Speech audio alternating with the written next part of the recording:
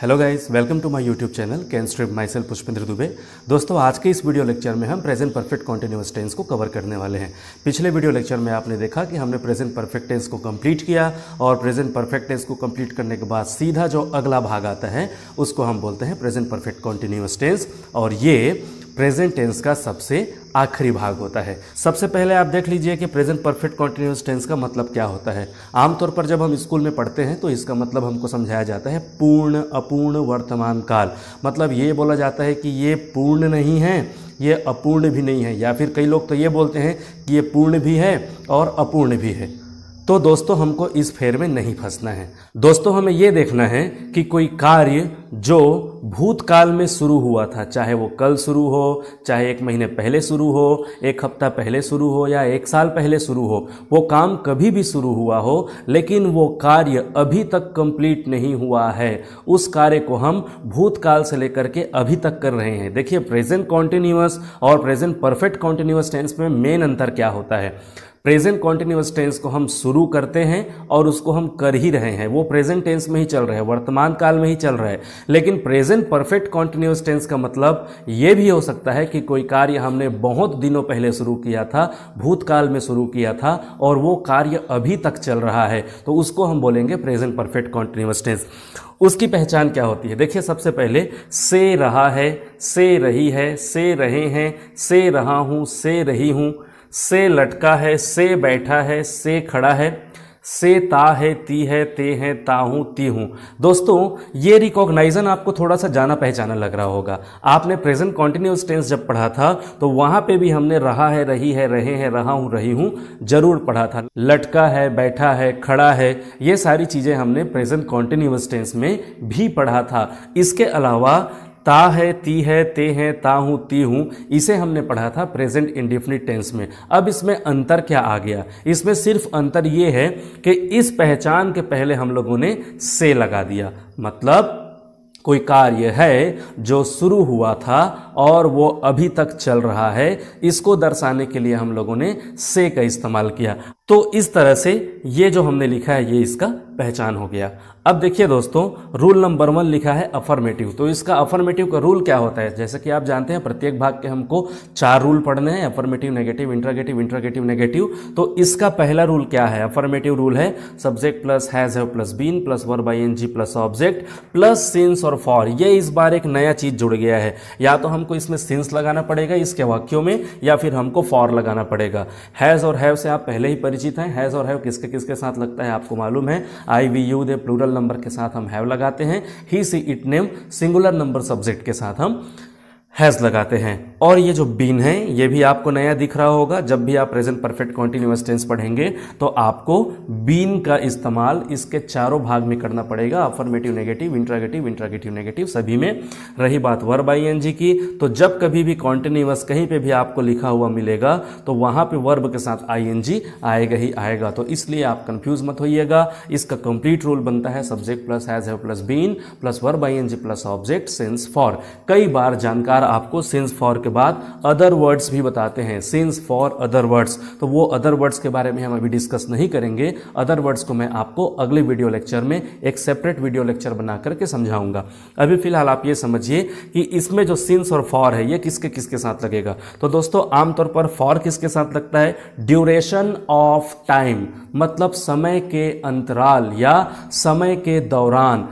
देखिए, आमतौर पर सिंस और फॉर के लिए हम लोगों को जानकार समझाते हैं कि निश्चित समय के लिए आप सिंस लगाओ, अनिश्चित समय के लिए आप फॉर लगाओ, या कोई डेफिनिट है तो उसके लिए आप सिंस लगाओ, इनडेफिनिट है तो उसके लिए आप फॉर लगा दो। तो हम इस निश्चित अनिश्चित के फेर में नहीं फंसना है। हमको ये देखना है कि हमको ये ज़्यादा आसानी से कैसे समझ में आता है। देखिए दोस्तों, अगर आप आम लोगों को फॉलो करेंगे जो हमको समझाते हैं कि सिंस निश्चित, फॉर अनिश्चित, तो ये सिंस और फॉर का जो बीच का मसला है वो कभी भी हल नहीं हो सकता। इसको हल करने के लिए आपको बिल्कुल प्रयोग विधि से जाना पड़ेगा, आपको प्रैक्टिकल होकर चलना पड़ेगा। आप ये समझिए कि हमको समझने के लिए बिल्कुल सही रास्ते में चलना है। जिस रास्ते से हमको समझ में आए हम उसी रास्ते से पढ़ेंगे। हम अनिश्चित निश्चित वाली दुनियादारी वाली चीज़ों पे नहीं पढ़ेंगे। इसलिए मैं आपको स्पष्ट बोल दूं कि फॉर और सिंस को पढ़ाने के दौरान मैं आपको निश्चित अनिश्चित वाला कोई कॉन्सेप्ट नहीं रखूंगा। हालांकि ऐसा बोलते हैं कि ड्यूरेशन ऑफ टाइम मतलब समय का अंतराल, या फिर पीरियड्स ऑफ टाइम मतलब समय के दौरान। वैसे ही लिखते हैं पॉइंट या फिर स्टार्टिंग ऑफ टाइम मतलब शुरुआती बिंदु, किसी कार्य का शुरुआती बिंदु, उसको दर्शाने के लिए हम लोग पॉइंट ऑफ टाइम बोलते हैं या फिर स्टार्टिंग ऑफ टाइम बोलते हैं कि काम कब शुरू हुआ था उसको बताने के लिए। फिलहाल आप देखिए दोस्तों, सिंस और फॉर को समझने का शॉर्टकट क्या है। सिंस और फॉर को समझने का शॉर्टकट ये है कि जब कभी भी आपको बोलना है सेकेंड्स, आपको जैसे बोलना है कि मैं कोई कार्य 10 सेकंड से कर रहा हूं तो आप उसके साथ फॉर लगा दीजिए। आपको कहना है कि मिनट, मैं कोई कार्य 10 मिनट से कर रहा हूं, ये कोई भी अंक हो सकता है, 10 minute, 5 minute, 8 minute, 9 minute, 10 minute, 20 minute, 30 minute, लेकिन आपको बोलना है कि 10 सेकंड से तो आप फॉर लगा सकते हैं। आपको बोलना है 10 मिनट से, आप उसके साथ फॉर लगा सकते हैं। आप बोलेंगे 10 घंटे से, 10 आवर्स, तो आप उसके साथ फॉर लगा सकते हैं। आप बोलेंगे 10 सप्ताह से, उसके साथ आप फॉर लगा सकते हैं।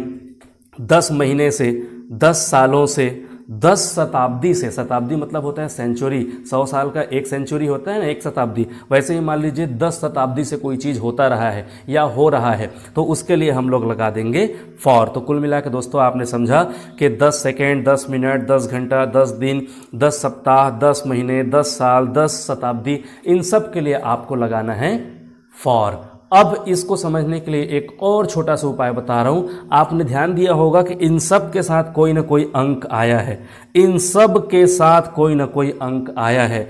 10 सेकेंड 10, 10 मिनट 10, 10 घंटे 10, 10 दिवस या फिर 10 दिन 10। तो इस तरह से इस सब में मैंने लगभग अंक लगा के आपको बताया। तो आप इसकी एक पहचान और भी ले सकते हैं कि इसमें अंक आते हैं, इसके हर भाग में अंक आएंगे। अगर आप सेकंड बोलेंगे तो भी अंक आएगा, मिनट्स बोलेगा तो भी आपका अंक आएगा। मैं मिनटों से कर रहा हूं ऐसा तो आप बोलते नहीं, आप बोलते हैं कि मैं 10 मिनट से कोई काम को कर रहा हूं, तो उसके लिए आप फॉर का इस्तेमाल करेंगे। अब यहां पे देखिए सिंस, सिंस में आप देखिए सिंस मॉर्निंग मतलब अगर आपको बोलना है कि कोई कार्य आप सुबह से कर रहे हैं तो उसके लिए आपको बोलना पड़ेगा सिंस मॉर्निंग। अगर आप कहना चाहते हैं कोई कार्य आप दोपहर से कर रहे हैं तो आप बोलेंगे सिंस नून, सिंस नून, देखिए यहाँ पे लिखा हुआ है। वैसे ही आपको अगर बोलना है कि कोई कार्य आप रात से कर रहे हैं या फिर शाम से कर रहे हैं तो आपको बोलना पड़ेगा सिंस इवनिंग या फिर सिंस नाइट। मैं शाम से वो कार्य कर रहा हूँ या मैं दोपहर से कर रहा हूँ या रात से वो कार्य कर रहा हूँ। अब देखिए यहाँ पे एक डिफरेंट चीज आई, जैसे कि मैंने अभी आपको कहा था कि फॉर में अंक आता है तो यहाँ सिंस में भी अंक आ गया, लेकिन दोस्तों ये अंक बजे के रूप में आया है, 2 o'clock। देखिए यहाँ पे हमने सिंस के सामने क्या लिखा है, सिंस के सामने हमने लिखा है ओ क्लॉक। ओ क्लॉक मतलब कोई भी बजने वाले समय को हम बोलते हैं ना ओ क्लॉक, जैसे 10 o'clock, 9 o'clock, 5 o'clock, 2 o'clock। तो वैसे ही एग्जाम्पल के लिए मैंने यहाँ पे लिख दिया है ओ क्लॉक, तो ये हो गया 2 o'clock। तो दोस्तों कभी भी बजे आएगा अंक के साथ, अंक के साथ बजे याद रखिएगा। मैं ये नहीं कहा कि सेकेंड, मिनट्स, आवर्स, मैंने ये नहीं कहा, मैंने घंटा नहीं कहा, मैंने मिनट नहीं कहा, मैंने सेकंड नहीं कहा, मैंने कहा बजे। अगर किसी अंक के साथ बजे आ रहा है जैसे 2 बजे, 3 बजे, 4 बजे, 5 बजे, तो इसके लिए आप सिंस का इस्तेमाल करेंगे। वैसे ही अगर आपको बोलना है सोमवार से, किसी दिन के नाम के पहले भी आप सिंस का इस्तेमाल करेंगे कि मैं कोई कार्य सोमवार से कर रहा हूं, मंगलवार से कर रहा हूं, तो आप दिन के नाम के पहले भी सिंस का इस्तेमाल करेंगे। आपको महीनों के नाम के पहले भी यहां पे लिखा हुआ है ना, देखिए name of days, name of months, name of years, तो दिनों के नाम के पहले सिंस, महीना के नाम के पहले कोई भी महीना हो, जनवरी, फरवरी, मार्च, अप्रैल, कोई भी, तो उसके पहले आपको सिंस का इस्तेमाल करना है। अगर आपको किसी साल का नाम लेना है मतलब वर्ष का, हर वर्ष का कोई ना कोई नाम होता है ना, जैसे अभी जो वर्ष चल रहा है उसका नाम है 2020। वैसे ही जब कभी भी आपने कोई जन्म लिया होगा, कभी आपने कभी स्कूल ज्वाइन किया होगा, आपने कोई कैरियर में अपना जॉब ज्वाइन किया होगा, कुछ भी, तो उस साल का एक नाम तो रहा होगा, तो उस वर्ष के नाम के पहले भी आपको सिंस लगाना है। Since 2020, since 2019, since 1991। वैसे ही लिखा है पॉइंट ऑफ एज, तो पॉइंट ऑफ एज का मतलब होगा एक निश्चित उम्र में, एक निश्चित उम्र में। तो एक निश्चित उम्र क्या है, जैसे मान लीजिए यूथ, तो यूथ मतलब युवा अवस्था। मैंने युवा अवस्था से ऐसा करना शुरू किया, या फिर मैं युवा अवस्था से ऐसा कार्य कर रहा हूं, या फिर मैं बचपन से स्कूल जा रहा हूं। एक निश्चित उम्र की बात कर रहे हैं हम लोग, युवा अवस्था से, बचपना से, जवानी से, किशोरावस्था से या फिर बुढ़ापे से, जो भी हम बोलते हैं उसके लिए हम लोग सिंस का इस्तेमाल करेंगे। ठीक है दोस्तों, इस तरह से आप क्लियर हो गए होंगे कि सिंस और फॉर किसके किसके साथ लगता है। यदि आपने इसको अगर सही ढंग से नहीं समझा होगा तो एक बार वीडियो को आप रिवर्स करके फिर से देखिएगा। फिलहाल आप इसका स्क्रीनशॉट ले लीजिए, स्क्रीनशॉट आपको मदद करेगा आगे जाके सेंटेंसेस को बनाने के लिए। अब मुझे इस बात का यकीन है कि आपको सिंस और फॉर का कॉन्सेप्ट समझ में आ गया होगा। अब चलिए हम शुरुआत करते हैं एग्जाम्पल्स की। हम लेते हैं रूल नंबर 1 अफर्मेटिव के कुछ एग्जाम्पल्स। दोस्तों, प्रेजेंट परफेक्ट कॉन्टिन्यूअस टेंस के अंतर्गत रूल नंबर 1 अफर्मेटिव के पहले एग्जाम्पल को हम देखते हैं। पहला एग्जाम्पल है, वह 2 घंटे से नहा रहा है। अब यहाँ पे देखिए आपका रिकॉग्नाइजन मैच कर लिया, से रहा है। जैसे कि रिकॉग्नाइजन में हमने लिखा है से रहा है, रही है, रहे हैं, तो से रहा है मैच हो गया, मतलब ये प्रेजेंट परफेक्ट कॉन्टिन्यूअस टेंस का एग्जाम्पल हुआ। तो दोस्तों अब रूल को देख लीजिए। रूल है subject plus has have plus been plus verb ING plus object, since और फॉर। दोस्तों इस रूल को अब मैं बार बार आपको रिपीट नहीं करूंगा, अब इस रूल पर आप नज़र रखिएगा। मैं एग्जाम्पल को जैसे जैसे ट्रांसलेट करते जाऊंगा, आप अपनी एक नज़र इस रूल की तरफ बनाते जाइएगा कि सर कैसे ट्रांसलेट कर रहे हैं सेंटेंस को। तो दोस्तों सब्जेक्ट है हमारा वह, तो वह को बोलते हैं ही, तो हमने ही लिखा। उसके बाद ही के साथ लगता है हैज़, तो हैज़ हमने लिख दिया। अब हैज़ के बाद रूल ने कहा कि बीन लगाओ, तो हमने बीन लगा दिया। अब क्या क्रिया हो रही है, नहाने की हो रही है, तो नहाने को बोलते हैं बाथ, बाथ के साथ लगाएंगे हम आईएनजी, तो हमने आईएनजी लगा दिया, हो गया बाथिंग। अब कब से नहा रहे हैं, तो 2 घंटे से नहा रहे हैं। तो देखिए घंटे को क्या बोलते हैं, आवर्स। अब देखिए दोस्तों हमने आवर्स के साथ क्या लिखा हुआ है, आवर्स के साथ हमको लगाना है फॉर, तो इसलिए हमने यहाँ पे लगा दिया फॉर। अब कितने घंटे से, तो 2 घंटे से, तो 2 आवर्स। वह 2 घंटे से नहा रहा है, he has been bathing for 2 hours. Example number 2 को देखिए, हम 2 बजे से मैच देख रहे हैं। तो हम हमारा सब्जेक्ट है, हम के लिए हमने वी लिख दिया। अब वी के साथ लगता है हैव के बाद हमको लगाना है हैज़ हैव के बाद बीन, तो हमने बीन लगा दिया। अब क्या क्रिया हो रही है, क्रिया हो रही है देखने की, देखने को बोलते हैं वॉच। वॉच के साथ क्या लगाना है, आईएनजी, हमने लगा दिया आईएनजी। किसको देख रहे हैं, ऑब्जेक्ट क्या है हमारा, तो मैच, तो हम मैच को देख रहे हैं, तो मैच लगा दिया। अब कब से देख रहे हैं, तो 2 बजे से देख रहे हैं, तो 2 बजे को क्या बोलेंगे, सिंस 2 o'clock। अब 2 बजे, तो बजे को देखिए, बजे को क्या बोलते हैं अंग्रेजी में जी, बजे को बोलते हैं ओ क्लॉक, और ओ क्लॉक के साथ क्या लगता है, सिंस लगता है, तो हमने 2 बजे के साथ इसीलिए सिंस 2 o'clock लिख दिया। एग्जाम्पल नंबर 3 को देखिए, रोहन 3 दिनों से किताबें पढ़ रहा है। यहाँ पे कोई दिन का नाम है क्या, दिन का नाम नहीं है। देखिए फॉर और सिंस में अंतर क्या है, फॉर में भी लिखा हुआ है डेज और सिंस में भी लिखा हुआ है डेज, लेकिन ये नेम ऑफ डेज है और ये खाली डेज है। तो दोस्तों अगर नेम ऑफ डेज होता, सोमवार, मंगलवार, बुधवार, गुरुवार, कुछ भी, तो हम उसमें सिंस लगाते, लेकिन इसमें दिनों का नाम है क्या, नहीं है। इसमें सिर्फ बोल दिया गया है कि 3 दिनों से। और जैसे कि मैंने अभी आपको बताया था, 3 सेकंड से, 3 मिनट से, 3 घंटे से, 3 दिनों से, 3 सप्ताह से, ऐसे शब्दों के लिए हम लोग फॉर का इस्तेमाल करते हैं, तो इसलिए हमने यहाँ पे लगा दिया फॉर। अब कितने दिनों से, तो 3 दिनों से, तो हमने लगा दिया 3 डेज। तो कुल मिला के सेंटेंस क्या बना, रोहन हमारा सब्जेक्ट है तो हमने रोहन लिख दिया, फिर उसके बाद हैज़ तो हमने हेल्पिंग वर्ब लिख दिया, रूल ने हमको कहा बीन लगाने को तो हमने बीन लगा दिया। क्या क्रिया हो रही है, पढ़ने की, तो पढ़ने को बोलते हैं रीड, रीड के साथ हमने आईएनजी लगा दिया। अब उसके बाद किसको पढ़ रहे हैं, किताब को, किताब हमारा ऑब्जेक्ट है तो हमने बुक्स लगा दिया। कब से पढ़ रहे हैं, तो 3 दिनों से पढ़ रहे हैं, तो से के लिए हमने फॉर लगा दिया और 3 दिनों के लिए हमने 3 डेज लगा दिया। सेंटेंस बना Rohan has been reading books for 3 days. Last example हमारा क्या है, रोहन सोमवार से स्कूल जा रहा है। तो दोस्तों रोहन सब्जेक्ट हुआ, रोहन के साथ हेल्पिंग वर्ब लगेगा हैज, तो हमने हैज लगा दिया। अब हमने बीन लगा दिया, बीन चूंकि रूल ने कहा, बीन के बाद जाने की क्रिया हो रही है, जाने की क्रिया को बोलते हैं गो, गो के साथ हमने आईएनजी लगा दिया। अब टू स्कूल, तो टू को मैंने जानबूझ के लगाया है। एक वीडियो लेक्चर में मैंने आपको बताया था कि जहां भी आप बार बार जाते हैं वहां टू लगाने की जरूरत नहीं है, आप चाहें तो इसको Rohan has been going school भी कर सकते हैं। फिलहाल मैंने इसमें टू लगा दिया ताकि आपको कंफ्यूजन ना हो। अब देखिए कब जा रहा है वो, तो सोमवार से जा रहा है। तो सोमवार क्या है जी, ये दिन का नाम है। तो देखिए हम नेम ऑफ डेज, दिनों के नाम के साथ क्या लगाते हैं, सिंस लगाते हैं, इसलिए हमने मंडे के पहले क्या लगा दिया, सिंस लगा दिया। ट्रांसलेशन क्या बना, Rohan has been going to school since Monday. इस तरह से हम लोगों ने प्रेजेंट परफेक्ट कॉन्टिन्यूअस टेंस के रूल नंबर 1 अफर्मेटिव को कंप्लीट कर लिया है। दोस्तों आइए अब हम देखते हैं हैं रूल नंबर 2 नेगेटिव को। तो रूल नंबर 2 नेगेटिव का रूल क्या है? Subject plus hasn't haven't plus been plus verb ING plus object plus since या फिर फॉर। दोस्तों हैजंट या हैवेंट किसके साथ लगेगा? हैजंट लगेगा ही सी इट नेम या फिर सिंगुलर के साथ, और हैवेंट लगेगा आई वी यू दे या फिर प्लूरल नंबर के साथ। तो इस तरह से हमने हैजंट हैवेंट को कंप्लीट कर लिया। ये फॉर और सिंस का कॉन्सेप्ट नहीं बदलेगा जब तक आप प्रेजेंट परफेक्ट कॉन्टिन्यूअस टेंस पढ़ेंगे। ये जो मैंने बताया है आपको यही लगेगा, इसमें कोई चेंजेस नहीं आएगा। अब देखिए इसके एग्जांपल नंबर 1 को, वह 2 घंटे से नहीं नहा रहा है।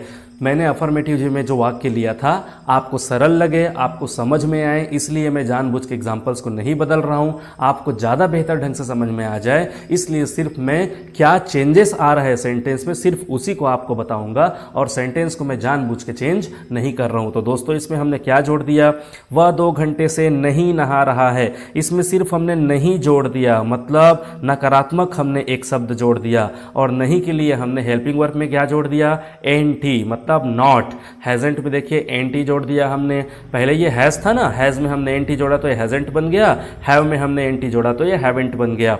इस तरह से हमने क्या किया? इसमें सिर्फ एक नकारात्मक शब्द जोड़ दिया जिसको बोलते हैं नहीं। अब दोस्तों सेंटेंस बन गया है, वो 2 घंटे से नहीं नहा रहा है। अब रूल के हिसाब से इसको चलिए ट्रांसलेट करते हैं। वह को बोलते हैं ही, तो ही लिख दिया, ही के साथ लगेगा हैजेंट, इसलिए हमने हैजेंट लगा दिया। अब ही से हैजेंट के बाद हमको लगाना है बीन, तो हमने बीन लगा दिया। क्या क्रिया हो रही है? नहाने की, तो बात के साथ हमने आईएनजी लगा दिया। अब ऑब्जेक्ट क्या है हमारा? हम ऑब्जेक्ट इसमें ढूंढ ही नहीं सकते क्योंकि सेंटेंस में इस वाक्य में आपको ऑब्जेक्ट दिया ही नहीं गया है, इसलिए इसमें ऑब्जेक्ट नहीं है। अब क्या करना है? सिंस और फॉर का चुनाव करना है। तो देखिए क्या है, 2 घंटे से, अभी मैंने आपको बताया था, तो 2 घंटे से, तो घंटे के लिए हम लोग फॉर का इस्तेमाल करते हैं, तो इसलिए हमने यहाँ पे फॉर लगा दिया। अब क्या बच गया? 2 आवर्स, तो इस तरह से 2 आवर्स हो गया। अब सेंटेंस बना, he hasn't been bathing for 2 hours, वह 2 घंटे से नहीं नहा रहे। सेंटेंस नंबर 2 को देखिए, हम 2 बजे से मैच नहीं देख रहे हैं, तो हमको बोलते हैं वी के साथ लगेगा हैवेंट, हैवेंट के बाद हमको लगाना है बीन, हमने लगा दिया बीन। क्या क्रिया हो रही है? देखने की, तो देखने को बोलते हैं वॉच, साथ में हमको क्या लगाना है? आईएनजी, तो हमने आईएनजी लगा दिया, बन गया ये वॉचिंग। किसको देख रहे हैं? ऑब्जेक्ट क्या है हमारा? मैच, तो हमने मैच लगा दिया।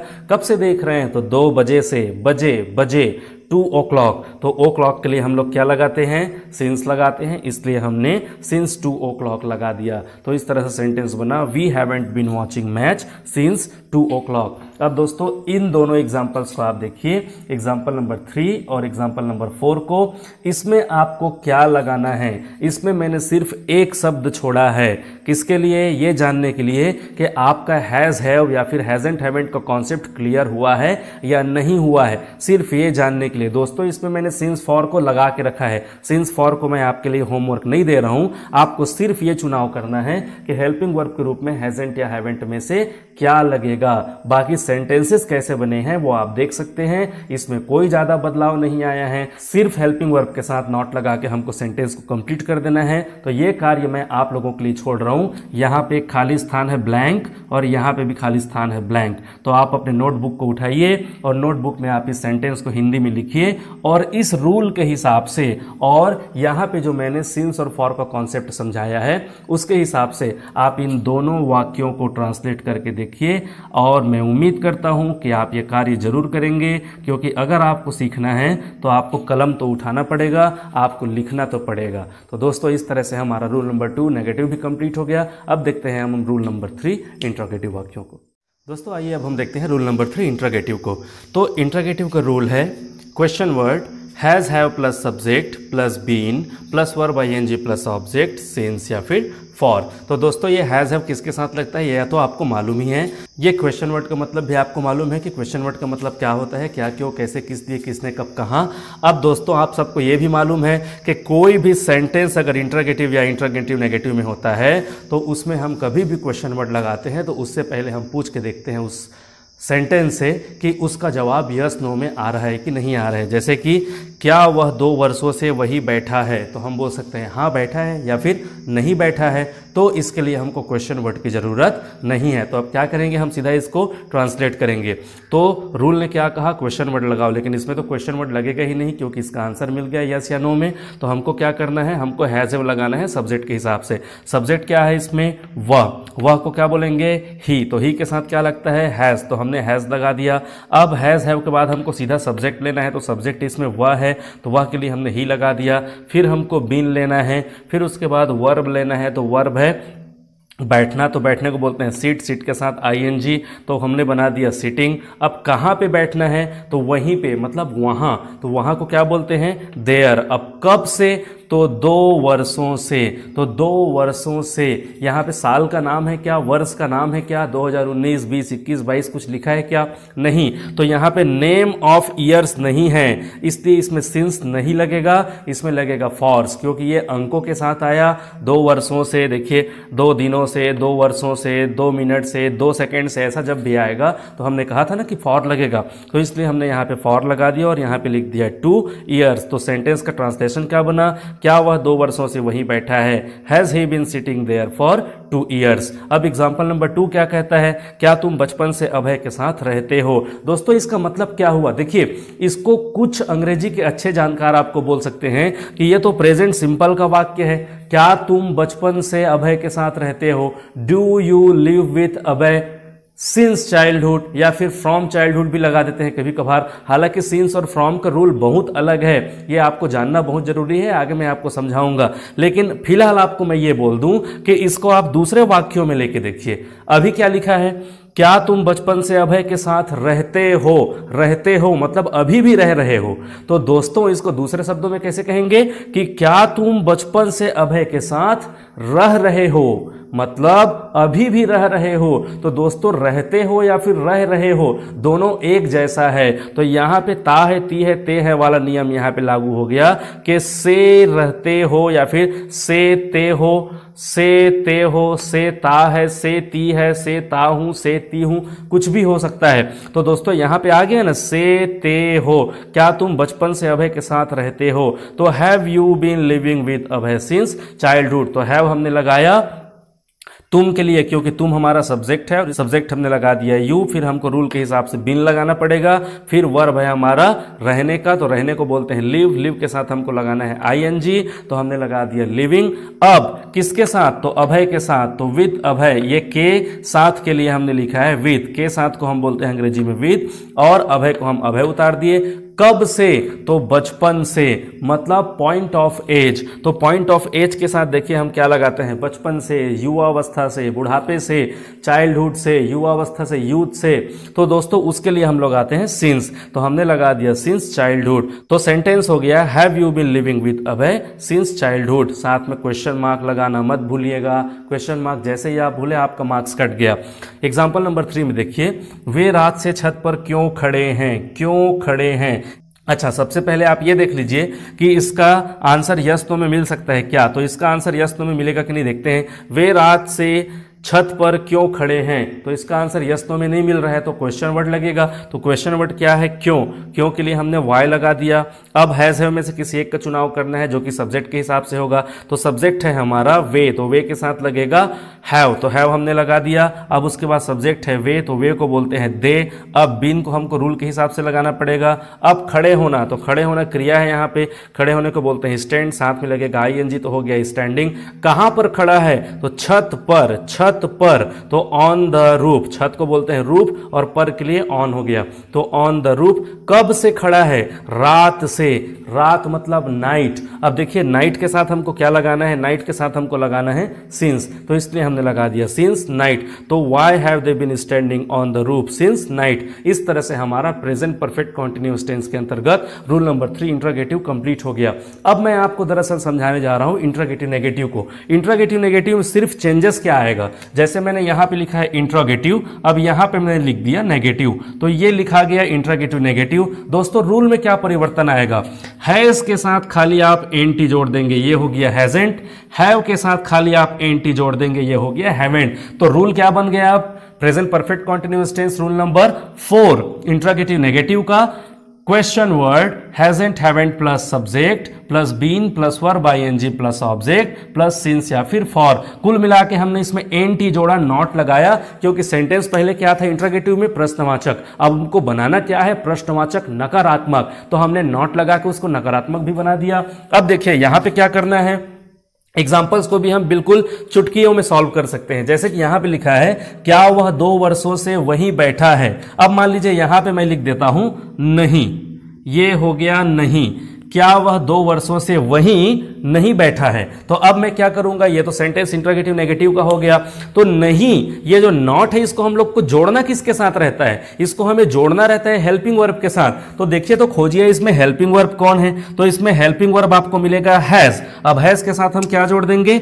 नॉट, तो ये हो गया एनटी, मैंने जोड़ दिया। सेंटेंस जैसा का तैसा है, मैंने कुछ नहीं किया, सिर्फ मैंने नॉट जोड़ दिया। अब सेंटेंस क्या बन गया, क्या वह 2 वर्षों से वहीं नहीं बैठा है। ट्रांसलेशन क्या बना, hasn't he been sitting there for 2 years। कोई बदलाव आया क्या, कोई बदलाव नहीं आया।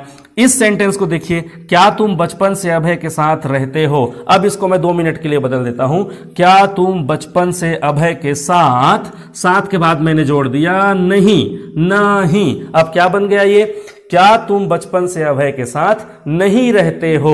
तो ये इंट्रोगेटिव नेगेटिव बन गया, यहां पे क्या आ गया इंट्रोगेटिव, और यहां पे नहीं नेगेटिव, तो इंट्रोगेटिव नेगेटिव। अब क्या करेंगे, नॉट को किसके साथ जोड़ते हैं, ये हम जोड़ते हैं हेल्पिंग वर्ब के साथ। तो हैव हमारा हेल्पिंग वर्ब है, चलिए इसके साथ हम लोग नॉट जोड़ देते हैं एनटी, बस कुछ नहीं करना है। अब सेंटेंस क्या बन गया, haven't you been living with Abhay since childhood. क्या आप बचपन से अभय के साथ नहीं रहते हो या फिर नहीं रह रहे हो, बन गया सेंटेंस।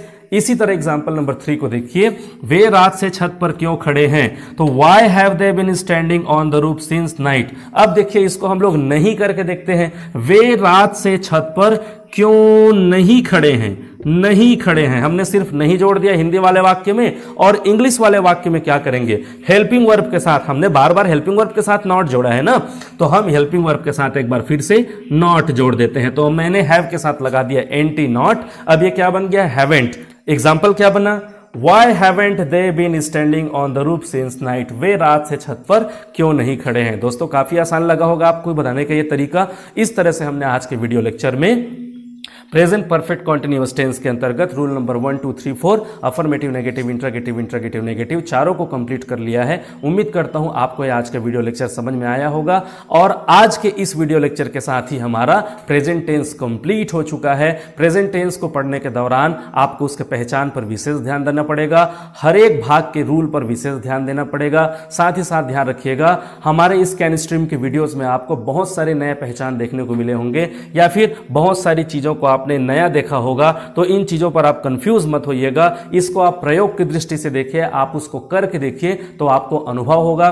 शुरुआत में अगर आप कोई चीज नई नई देखते हैं तो आपको कंफ्यूजन होता है, आपको भ्रम होता है, कई बार आप विश्वास नहीं कर पाते चीजों की सत्यता पर, लेकिन यहां पे आपको विश्वास करना ही होगा। ये बिल्कुल पूरी तरह से प्रूवन है, इन चीजों को हमने खोज किया है, रिसर्च करने के बाद चीजों को हम आपको बताते हैं। इस तरह से ये हमारा प्रेजेंट परफेक्ट कॉन्टिन्यूअस टेंस का आज का रिकॉग्नाइजन निकला, और सेंटेंसेस को हमने किस तरह से हल किया ये तो आपने देख ही लिया है। अब दोस्तों अगले वीडियो लेक्चर में हम आएंगे पास्ट टेंस के साथ, उसके पहले भाग past simple affirmative negative interrogative interrogative negative को लेकर के। तब तक के लिए गुड बाय। आप इस वीडियो लेक्चर को अगर समझ में नहीं आया हो तो फिर से एक बार देख सकते हैं। यदि आपको आज का मेरा वीडियो लेक्चर पसंद आया होगा तो हमारे इस वीडियो को लाइक कीजिए, इस चैनल को सब्सक्राइब कीजिए और बेल आइकॉन को प्रेस करना मत भूलिएगा, ताकि आने वाले सारे वीडियोस के नोटिफिकेशंस आपको मिलते रहें। Thank you so much.